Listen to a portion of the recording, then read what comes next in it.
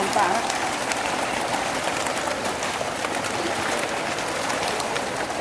พี่น้องเลย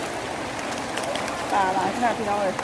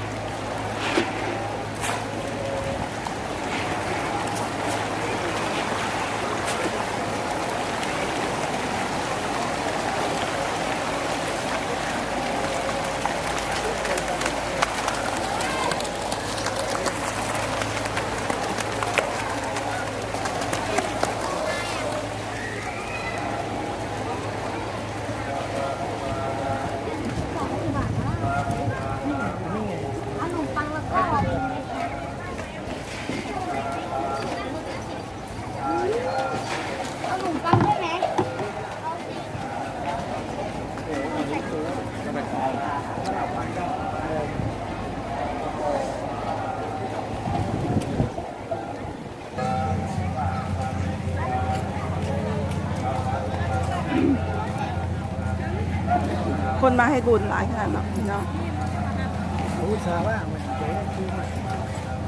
หาย่างแล้วซื้อในกินแล้วไอ้ซื้อยังบุกิทางยาเลยต้มหนึ่งไอ้โอ้ว่าอยากว่าเงินขึ้นมาหวานอย่างเดียวหวานอย่างเดียวใส่เลยค่ะ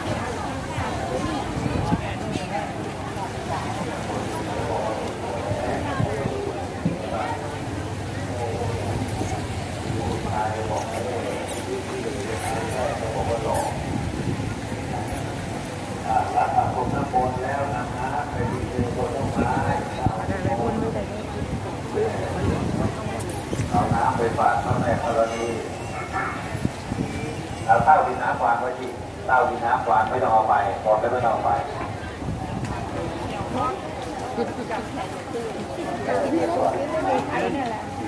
ลงไปดูไปดูไปลงน้ำวางเต้าดินน้ำวางเลยวันแม่เนี่ยไม่ให้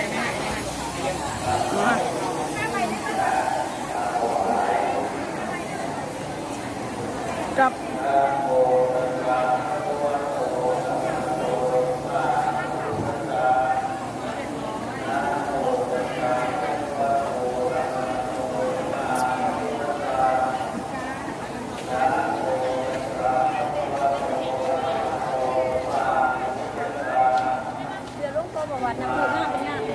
ตัวนี้งาม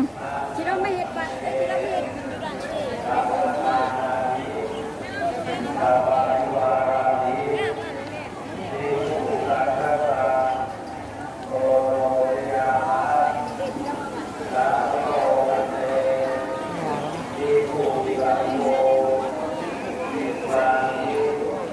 ตัวเท่าไหร่จักอะไรเนี่ย อ่ะ หน้าตาทำอยู่นะมันมีธงไทยเนาะไปหาร้านนั่งกินเลยไปเอาครับเอาจืดดูนี่เกิดประตูเขามีวัดที่ไป